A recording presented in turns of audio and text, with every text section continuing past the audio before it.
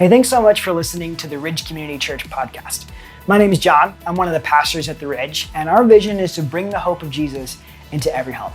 So we want to bring you something hopeful and helpful for your everyday life, whether you've been following Jesus for a while or you're still trying to figure out exactly what you do believe about God.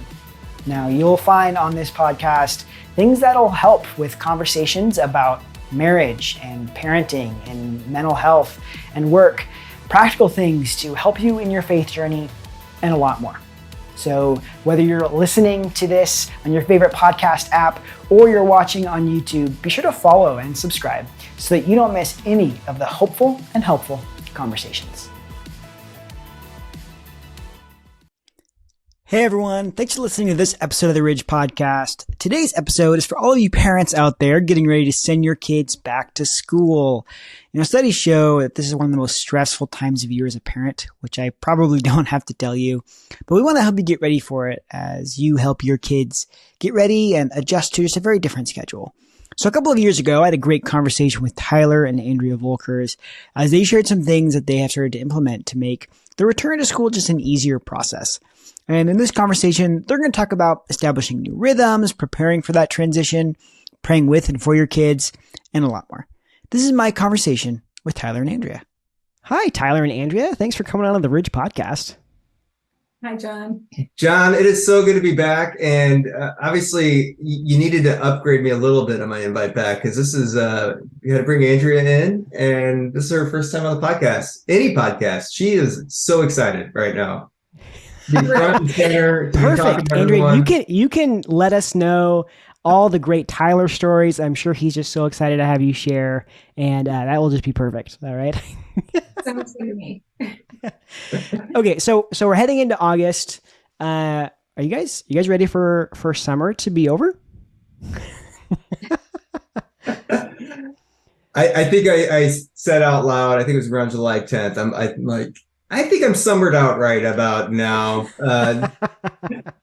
But I mean, to be fair, we kind of had one of those weeks after we did a road trip and then 4th of July, and then both of our kids got sick, which is just crazy. Like between the two of them, we had 3 ear infections in like 8 days. And so you had, just a lot of things kind of going on, and you're like, okay, let's be done. But now we're hitting August, and we're celebrating their birthdays now. They both just turned a year. Brennan just turned 7 and Jalen just turned 11. And so that's been a lot of fun. We've been having kids come over for birthday parties and stuff. So it's been a lot of fun.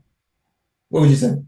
I feel like this is the time of year when I'm like kind of ready for a bit of normalcy. But then at the same time, like Tyler said, we've been so busy, and we've had like the last 2 weekends have been birthday parties. And this weekend it's a family birthday party. So it's like, we've had all these things we're doing that I'm like, well, I still want to do the relaxing, fun summer things with the kids. Like, I'm not ready to be done because I didn't finish the things that I want to do with them.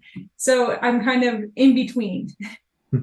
Is there anything that you guys do to kind of like, I don't know, recenter or like create space to like say, oh, actually, we do need a little bit of time to just take a break and not go pedal to the metal the whole summer long? What would you say? Yeah, I mean, I think throughout the summer, it's kind of hard to do that, but we've had a couple nights that we were just, we could go out and do something or do this, but we have been going nonstop. Like, let's just do something as a family together, or, it's when we relax in the middle of a week, and we'll let the kids stay up later to do some stuff together. When normally during the school year, we would be like, nope, this is bedtime. We got to get ready to go. Yeah. So kind of do it that way. I don't know. Yeah, I think to add to that too, for us, Saturdays are sacred. And so we just know, hey, even though things are going on, because John, you kind of know in the season too, right now, for both of us at both our workplaces, August is starting to ramp up into the fall, and you're starting to make, fall preparations, which are pretty big. And the kids are obviously starting to transition to that too. And so it's easy to fill the calendar just up with anything and everything. And so one of the things that we just try to do as a family is try to keep Saturday as sacred as possible, whether that's, visiting family or hanging out together as a family, or being with some friends. But if something has to go on the slot and count on Saturday, it better be really, really important and align with our values, which I think is what we're going to talk a little bit about as we kind of move forward. But taking that time together as a family for each day or each Saturday really helps reconnect and set the tone for what we want each fall.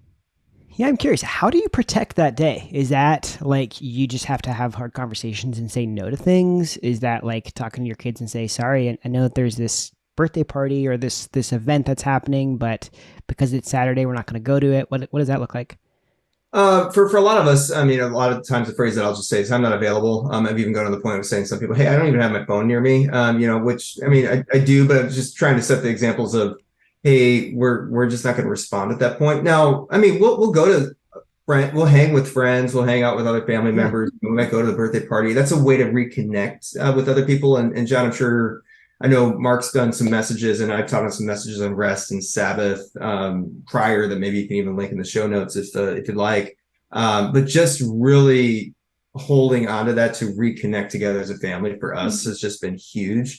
Knowing how busy the rest of the week is and the rest of the school year. And so I think that's one of the things that Andrew and I just decided early on in our marriage and family is just knowing how much, things come at us. We're going to be, if it's going to make it on our calendar, we're going to be very clear on why we're adding that to our calendar. We're not just going to say yes to everything because we'll spin out of control if we do. Well, and I think the difference too is it's not like we won't do things with other people on that day, but that's the day that we try to not do like housework and not do the yard work unless we absolutely have to. Like we try and get that done on Friday, or I'm Thursdays and Fridays. I try and get all of that done so that then we don't have to do that on Saturday. We can do that we can spend the day doing intentional things. I love that. I love that, being purposeful throughout the week so that you like create this time where you actually will be able to recharge so that you can better like go throughout the rest of the week. Also, Andrea, I do have to point out, you notice that expertise Tyler had right there? He's pointing to the show notes. That was great, Tyler. That was good. Now I got to, I got to do that. But I'm giving you more work, John. Just exactly. Yeah. Perfect. Thank you. Yeah. I can't read notes either. Yeah. Okay, so Andrea, you mentioned that like there's like this almost this niceness of returning to to normalcy. Is there something about going back into the rhythms of the school year that's just like really nice and almost refreshing? Yeah, I think there's a couple things. One, I mean, I would say not including the first week. That's kind of that can be a hard week. Our kids, especially Brennan, kind of has a hard time with that change of routine. But then once he gets into it, then he's pretty solid. But I think that it's really helpful. For one, they are not with each other all the time. And so they're with their friends. And when we come back together, I almost feel like they appreciate each other a little bit more, not spending all day together. Yeah. Which makes it kind of hard. But also just like the consistency of our schedules that we get going on. And personally, I think this was the year that our school year routine of doing Ridge groups on Wednesday nights was something that our whole family looked forward to. Like even so much so that when we ended this year, the last night, like our kids were crying that they didn't want to break and they were going to miss our group. They're like, why can't we get together throughout the whole summer? Like they were so sad. And so I think that's a really cool thing that we consistently did that recharged all of us in the middle of the week. Gosh, what a cool picture of what it can look like when you're, building those friendships that really have this lasting effect. You mentioned the first week can be challenging. What can you do? I'm sure there's lots of parents right now they have September, they have the end of August in their mindset, like, wow, that week is coming. Is there anything that parents can do to make that go smoother? I think, John, when it comes to preparing for that first week of school, anything we can do to not make that like a switch, like a light switch as quick as possible, like on and off. But preparing for the transition as much as you can beforehand is going to be super helpful. So a couple of things you can do. Start practicing the nighttime and bedtime routine at least a week or 2 weeks before, or at least start ramping towards that. I mean, it's the summer, you like later nights and you like hanging out, and sleep in a little bit. I mean, who doesn't like that? But To just flip that switch right away is going to be really, really hard. So start practicing what are those bedtime routines or nighttime or morning routines. One of the things that, with our school district that we have the privilege of doing is start preparing for, hey, who's going to be in your class or who's going to be your teacher. And that's an advantage we have just with the school district, and the fact that a lot of our kids, we've gotten to know our kids' friends' parents. And so usually the text chain happens, with the parents beforehand, like, hey, which class are they in or whatnot. But then you're able to start preparing your kids, at least like, hey, here's who's going to be in your class. One of the things that we've gotten in the habit of over the last couple of years too, during this time of year, we don't know the teacher schedules or the class schedules or the things. So, and so one of the things that, as a follower of Jesus, I'm doing and we're doing right now too, is we're just starting to pray like, hey, God, would you just align the right stuff? So let our kids be with the right teacher, and the right kids, right? I pray for life-giving friendships for them. And start praying for God to get involved, however that can work out and be. And so that way, we know that whatever happens and however they get ready for the school, that God's preparing for something to move. Because I think one of the things that we can look at as followers of Jesus as the school year begins, what a huge opportunity we have to just to serve our kids, but also, the kids and their families in the school district as well. And so I think we have to think about that and approach it that way as we're starting to head into this time of year. You think you'd add on to that, Andrea? I think you covered it really well. Okay, cool. No, that's fine. So you kind of... No. So you brought up this idea of like getting your kids ready earlier by kind of like getting them into the practice of the routine. Is there any pushback that can come with that? Like, because how much conversation is involved with your kids in that process? Like, hey, this is why we're doing this. Or is it kind of like, no, you got to do it because I said so? What would you say to that? I think we do talk to them about the importance of it. And it's a regular conversation that I was even just talking to the kids today about, the importance of getting a good night's rest, that it helps with so many other things. It's not just for our sanity, but it's also, it helps their body. And so we were talking, we talk about that of healthy life choices. And so that's another conversation that we'll have. If we want to be functioning at our best, and we want to be ready to, handle the new routines. And so that's why it's important to get a good night's rest and get these routines in order. I think the harder one is their understanding of getting up a little earlier than they have to. Right now we're in a stretch where they can sleep in a little bit.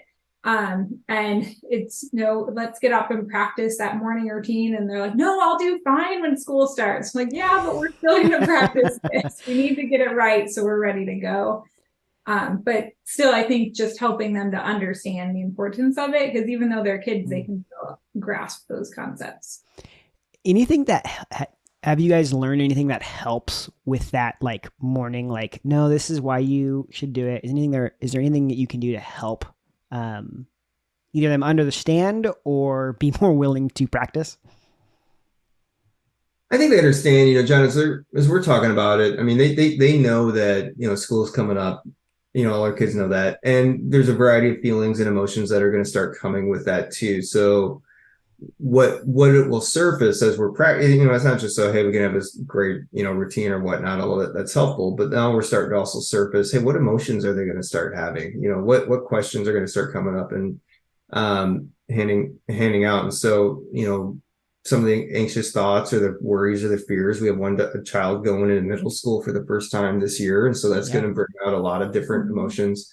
And so I think it can lead to some of those of like, hey, we want to help you just prepare the best for this, but then also get them to be able to open up and acknowledge, hey, these are something I'm wondering about. Are they going to like me?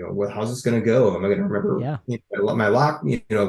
And so many of those fears that we can start taking care of and just give them confidence beforehand will help. I love that. Instead of like reacting to the emotions as they happen, and almost, we all know this in the moment.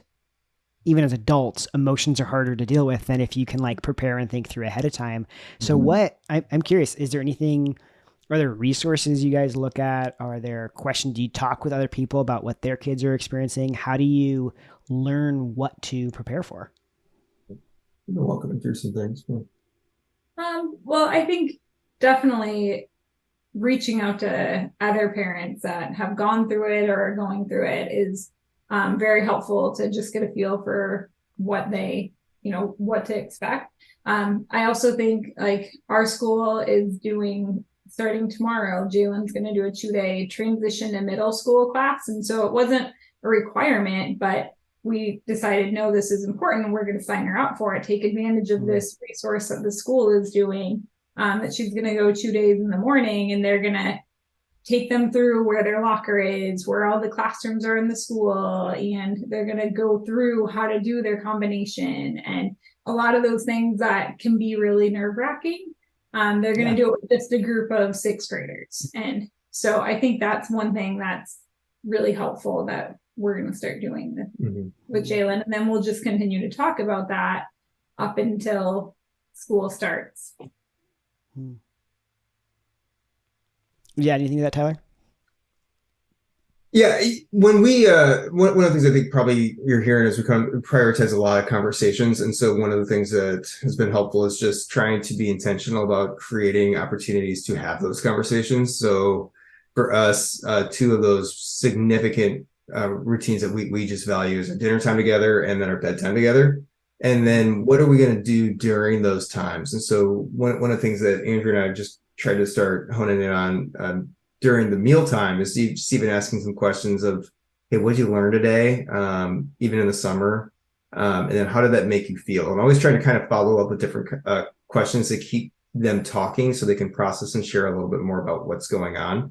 And then around bedtime too, we'll spend some time, whether it's reading a Bible story together or praying together as a family, like, hey, that's an opportunity to kind of show them how to pray and what to pray for. And then as we read, with one, it's reading some Bible stories together, and the other one, it's actually some YouVersion plans together. But then talking about, well, how does this build into our everyday faith life, which leads to more significant conversations, which, I mean, we do earlier bedtimes, but that allows for that longer conversations to help them process. So I think that helps prepare them at least to go through the day-by-day challenges. I want to come back to the faith thing in 1 second, but first, you mentioned these times like dinner time where you're asking questions. I know that parents have like told me before, or like asked before, like, hey, how do I get my kid or my student to not just say like good or fine or fun? How do you help your kid engage and share more? Now, frankly, maybe your kids just talk a ton, and so this is a non-starter, but I'm curious what your thoughts are on that. Yeah, we do have one child that talks a lot, and I'm like, your dinner is 3 times longer than everyone else because of how much you talk. So I mean that's one that is Tyler, I was that child, so I connect. Yeah. And so but I think just even in that question of how we first phrased it, I think it was 2 or 3 years ago, I read The Growth Mindset by, I think it was Carol Dweck. Maybe I missaid that. But the idea of, hey, we don't want to create a fixed mindset in our kids so they can always learn and always grow. And so even that phrase of, well, hey, what did you learn today? And even, if something didn't go the way they thought about it, like, hey, well, what did you learn from this? And you're just trying to process the learning. And so I don't normally ask them at dinner, or we don't, hey, how was your day? You're really trying to be intentional. Hey, well, what did you learn today? Or what happened here today? Or, and trying to, rather than doing yes, no questions, like just leave open-ended questions that can help them start processing. Even if I'm starting to wonder, hey, how's their friendships going? Just hey, tell me, who did you play with today? And what'd you guys do? And then how's that going? And so you're just trying to get more of the questions behind them. And then when they start talking, let them talk, because then they're going to share. And even if they say something that's kind of surprising, like just let them go. And so rather than, overreact or underreact or whatnot, you just kind of, oh, hey, tell me more. And then later we're like, hey, can you believe that? I think one child talked about something that they read the other day, and we're like, and we're thinking maybe we should have read that before, but they just kept going and going. So it's like, okay, so it's like, tell me more about that. So I think part of it too is the consistency of it, because when we started doing this, they still would just give us as short of answer as they possibly could. But then the more they learned that we are going to continue to dig into it a little bit, they've kind of gotten to where if we just sit down and we would, let's talk about our day, that there was one point at the end of the school year that they would be like, well, at recess, I played with so-and-so and we played this. And then at this recess, I played with this person and we played this, because they knew that we were going to ask who they played with at recess and what they did. So they would immediately go to that. And then they'd be like, and I learned about this. Like they would list them off because they knew that they just weren't going to get off the hook. Like we were going to keep asking. So I think that consistency of not just giving up, like do it every day and they'll start to expect it. Wow. That too shows that then they're starting to think about those things, instead of outside of just the moment. So that's a cool way to like almost build like that mindset of no, it's like you think about what you learned, and that's a really cool. I love that. You mentioned earlier, Tyler, that you guys like pray ahead of time, like you're praying for your kids' your teachers and the school year. Do you guys like have those prayers with your kids? Like, are you like, I'm sure you guys, I'm assuming you guys do some prayer time together. Like, what do those prayer moments look like? And how do you guys pray for the upcoming school year? Yeah, we do pray with our kids and we start teaching them how to pray. I think some of those specific prayers about schools and the friendships or whatnot, I don't know if I've necessarily done that with the kids, especially with their prayers, but definitely on my own and, in our time that my wife and I, we'll pray together. And so I think it's kind of that ongoing conversation where, hey, God, as a dad, here's what I want for my kids. And so, but I think with our kids now that they're starting to grow and they're starting to mature a little bit, especially our daughter, to kind of key in a little bit more on those types of things. Like, hey, God is at you and behind everything and allows this to happen and allows you to be, with this teacher, which might not feel like, hey, I'm not saying this is or isn't, but if this teacher's kind of rough, well, maybe there's a reason why God allowed this to happen. Sure. And that's okay, so, and then going back to what are we learning through that? I think with your question about specifically praying for those things, you do have to be cautious. Like with our kids, they can get easily anxious about it. So I don't want to bring up the fears before they are even having them, especially right now. But when those do come, and they will, and they have, then if we're having those conversations about like, hey, how are you feeling about school starting? And they bring up those fears, that's then when I would take the time to pray with them about that. And so kind of model that, but only when it's starting to come that they're bringing it up. Then we would pray together. And Jalen, I've gotten to the point where if she's having something that she's worrying about, I'll say, well, do you want to pray for it with me, or do you want me to pray for it? And sometimes she will, or she'll want me to pray and her to pray, and kind of giving them that option to be a part of it. Yeah. And there's a couple layers I love to that. I love the, like, giving them the option, the like choice to include, but also so they know that prayer is just what we do when this happens. I also think that's a really nuanced point of like not wanting to like through prayer give them a fear, right? Like that's so interesting. I hadn't even thought about that. And I think that's a cool or a really helpful perspective to like wait until it's something that comes up on their own. Shifting gears a little bit, I'm curious. So you guys kind of mentioned the previous, like the summer and like what happened like last year a little bit. How do you guys like, do you take stock of the year before? Do you think like, do you guys talk to each other like, oh, Tyler, Andrea, like what worked last year? What didn't work? What do you have those conversations, or like how much you look back before you go forward? What does that look like?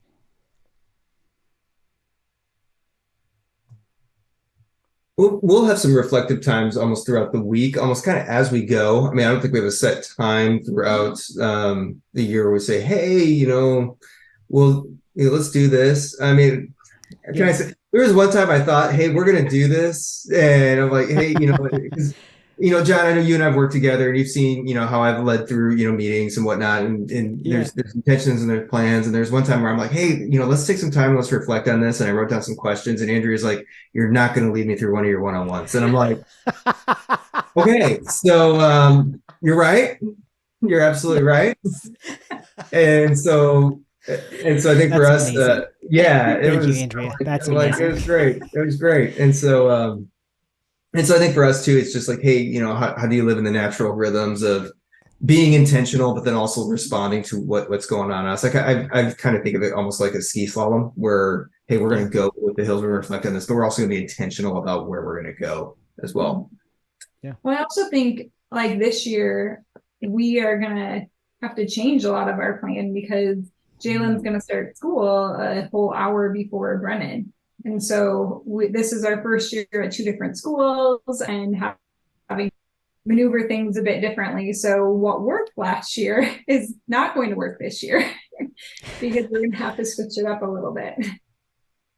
Yeah. Cool. Okay. So as families are heading back to school, is there anything you would advise them not to do? And that could be a lesson you learned the hard way or whatever, however you want to take that question.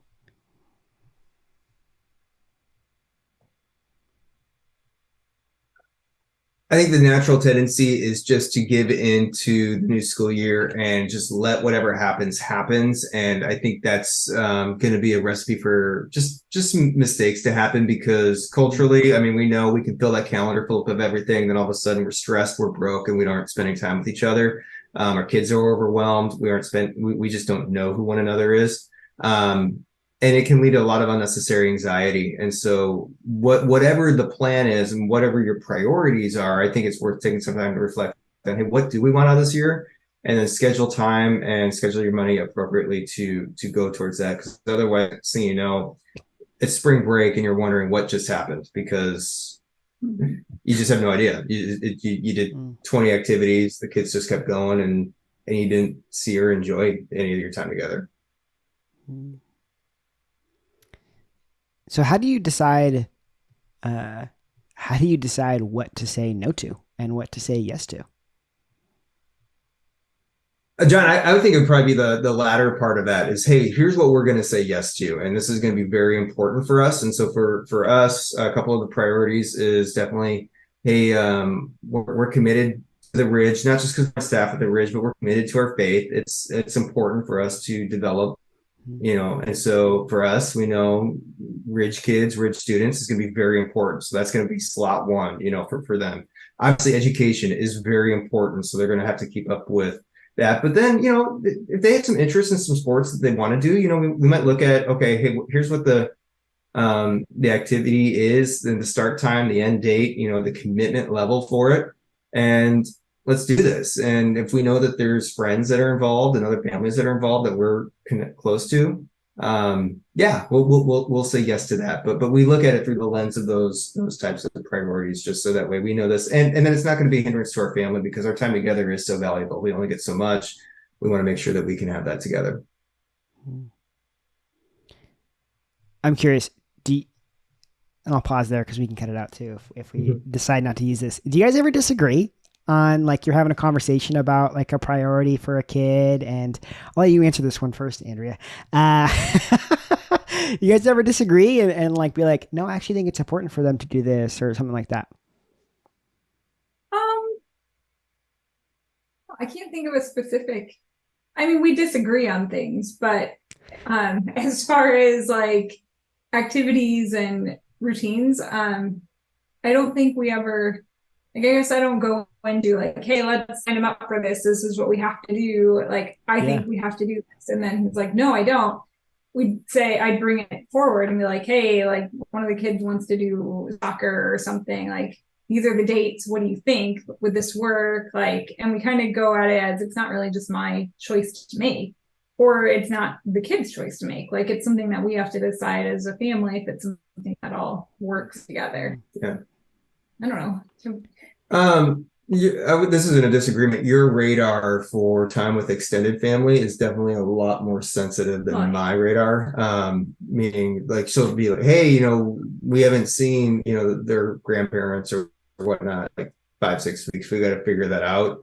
And this isn't me complaining about that or not. I don't think about that. That doesn't cross my mind a whole lot. And so, I mean, it could be. Are you surprised? It could be months or so where, like, oh yeah, we should probably see someone. So. So not a disagreement, but I think that's definitely, you're more aware of that priority than I am. Yeah.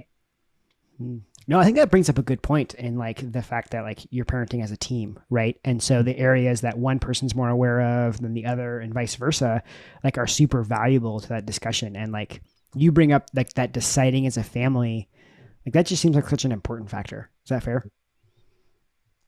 Yeah. I think that's totally fair. And I think we want to be aligned in our decisions together because we want our kids to know that too. So yeah. So you don't get the famous, ask mom and then you get a no, ask dad, got a yes. Hey, guess what? Yeah. Yeah. Well, that was my conversation with the Volkers, and we know that this is just scratching the surface of getting ready for back to school. So we put together more resources and videos on this topic that you can find in the description of this video. Included in that is a summary of all the helpful things that we talked about in this episode. Now, if you found this episode hopeful and helpful, please make sure to like and subscribe so you don't miss any hopeful and helpful conversations.